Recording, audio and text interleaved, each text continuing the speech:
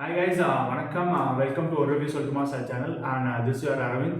இன்னைக்கு நம்ம பார்க்க போகிற படத்தோட ரிவ்யூ இஸ் உரியடி விஜயகுமார் நடிச்ச இன்னைக்கு தேட்டரில் ரிலீஸ் ஆன ஃபைட் கிளப் அப்படின்ற படத்தை பற்றி தான். ஸோ வாங்க ரிவ்யூக்குள்ளே போகலாம்.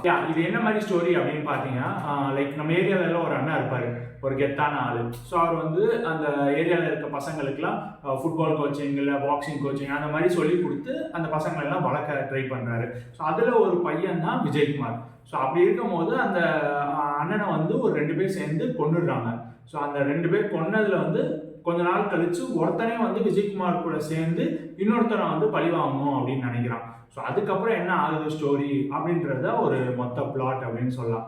ஸோ கிட்டத்தட்ட நம்மளுக்கு வட சென்னையோட ரிசம்பிளன்ஸ் நிறைய வரும். பிகாஸ் அந்த அண்ணனை பார்த்து இல்லை அதுக்கப்புறம் தனுஷோட கேரக்டர் அதெல்லாம் மேட்ச் பண்ணும்போது கொஞ்சம் வட சென்னையோட சாயல் கொஞ்சம் கொஞ்சம் வந்துட்டு போகும்.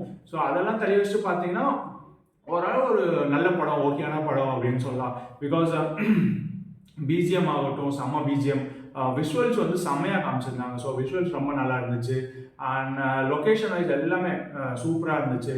அண்ட் சினிமாட்டோகிராஃபி தான் கண்டிப்பாக சொல்லி ஆகும். பிகாஸ் நிறைய புது புது ஆங்கிள்ஸ், லாங் ஷாட்ஸ் ஆகட்டும் இல்லை சிலது ரொம்ப க்ளோஸ்அப்ஸ் ஆகட்டும், எல்லாமே ரொம்ப அழகாக வச்சுருந்தாங்க அப்படின்னு சொல்லலாம். ஸோ எல்லாமே பக்கா ஆக்டிங்கும், எல்லாமே பக்கா ஆக்டிங் அப்படின்னு சொல்லலாம். ஸோ எல்லாமே ஆக்டிங் வைஸ் எல்லாமே நல்லா தான் பண்ணியிருந்தாங்க. அண்ட் சினிமாட்டோகிராஃபி சொன்ன மாதிரி சூப்பராக இருந்துச்சு உண்மையிலே. அண்ட் அந்த படத்தை ஃபுல் மூவியாக லைக் ஸ்டார்ட் டு எண்ட் ஃபுல்லாக ஹோல்ட் பண்ணி கொண்டு போனது அப்படின்னு பார்த்தா கண்டிப்பாக பிஜிஎம் அப்படின்னு தான் சொல்லணும். ஸோ கோவிந்தாசனா வந்து பண்ணியிருக்காரு. ஸோ ஸ்டார்ட் டு எண்ட் எங்கேயுமே ஒரு இடத்துல கூட லோ ஆக விடலை. பிகாஸ் அந்த பிஜிஎம் தான் அவங்களை ஃபுல்லாக கேரி பண்ணணும். பிகாஸ் ஸ்டோரி வைஸ் ரைட்டிங்ஸ்ன்னு பார்த்தா கொஞ்சம் கம்மி தான் அப்படின்னு சொல்லலாம். பிகாஸ் பெரிய ரைட்டிங்ஸ் எதுவும் இல்லை படத்தில், பெரிய புதுசாக எதுவும் சொல்ல போகிறோம் அப்படின்றது இல்லை. பட் அந்த நார்மல் ஸ்டோரியை கொஞ்சம் முடிஞ்ச அளவுக்கு எலிவேட் பண்ணி காமிச்சதுன்னா அந்த கோவிந்த் வசந்தாவோட பிஜிஎம் மியூசிக் அப்படின்னு தான் சொல்லணும். ஸோ அது ரொம்ப நல்லா பண்ணியிருந்தாங்க. ஸ்டார்டிங் ஒரு 20 மினிட்ஸ் வந்து கொஞ்சம் நல்லா தான் போச்சு. லைக்ல ஃபாஸ்ட்டாக ஒரு ஸ்க்ரீன் பிளேயோட கொஞ்சம் நல்லா போச்சு. ஸோ அந்த 20 மினிட்ஸ் கழிச்சு கொஞ்சம் ஸ்லோ டவுன் ஆக பார்த்துச்சு. ஸோ கொஞ்சம் ஸ்லோ டவுன் ஆகும்போது அந்த இன்ட்ரோல் பிளாக் அப்போ இன்னும் கொஞ்சம் எலிவேட் ஆகி காமிச்சிச்சு. ஸோ இன்ட்ரோல் பிளாக் ஃபைட் சீனில் இன்னும் கொஞ்சம் நல்லா ஆச்சு. அப்புறம் திரும்ப செகண்ட் ஆஃப் ஸ்டார்டிங்லேருந்து திரும்ப கொஞ்சம் ஸ்லோ ஆச்சு.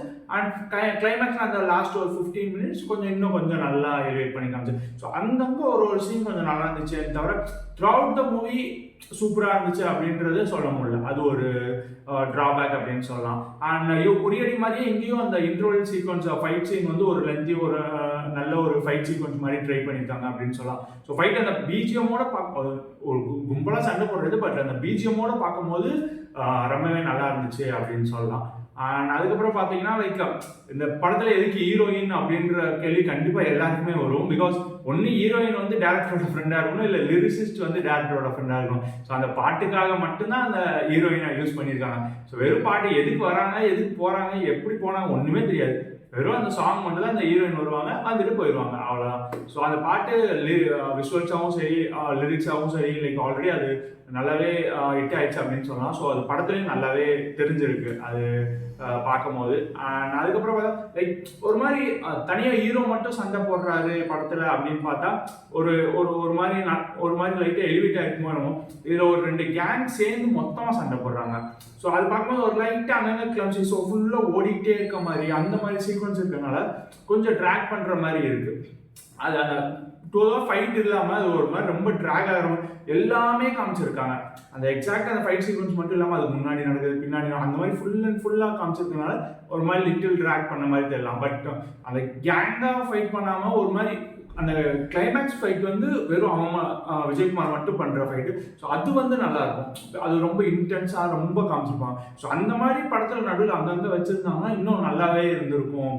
அந்த டைட்லேயும் கொஞ்சம் நல்ல ஃபைட் கிளப் அப்படின்றத கொஞ்சம் இது பண்ணுற மாதிரி இருந்திருக்கலாம். மற்றபடி சும்மா கும்பலாக அடிச்சுக்கிற மாதிரி இருந்தனால யாரடா பார்க்குறது, யார் மேலே இப்போ கண்ணை வைக்கணும் அப்படின்ற ஒரு கன்ஃபியூஷன் வருது நம்ம எல்லாருமே. ஸோ அந்த ரைட்டிங்ஸில் கொஞ்சம் மிஸ் பண்ணிட்டாங்கன்னு சொல்லலாம்.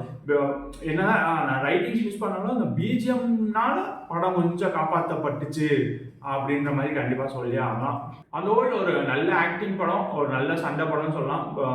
வேற பிஜிஎம் வந்து ரொம்ப அந்த படத்தை கொஞ்சம் நல்லா எலிவேட் பண்ணி அழகாக காமிச்சிருக்கு அப்படின்னு சொல்லலாம். ஸோ பாருங்கள், ஒன் டைம் ஓகேவான படம், ஒன் டைம் பார்க்கலாம் அப்படின்ற மாதிரி தான். அண்ட் நம்ம சேனல் சார்பாக ஃபைட் கிளப்புக்கு கொடுக்குற ஸ்கோர் இஸ் 2.25 அவுட் ஆஃப் 5. இன்னும் இந்த மாதிரி நிறைய ரிவ்யூஸ் பற்றி தெரிஞ்சுக்கணுன்னா நம்ம சேனலை மறக்காமல் சப்ஸ்கிரைப் பண்ணிக்கோங்க. ஃப்ரெண்ட்ஸுக்கு ஷேர் பண்ணி அவங்களே லைக் பண்ண சொல்லிடுங்க. ஸோ தட் நான் போகிற வீடியோஸ்லாம் உங்களுக்கு அப்பப்போ வந்துடும். நான் இன்னொரு வீடியோவில் உங்கள் எல்லாரையும் மீட் பண்ணுற வரைக்கும் இட்ஸ் அரவிந்த் சேயிங்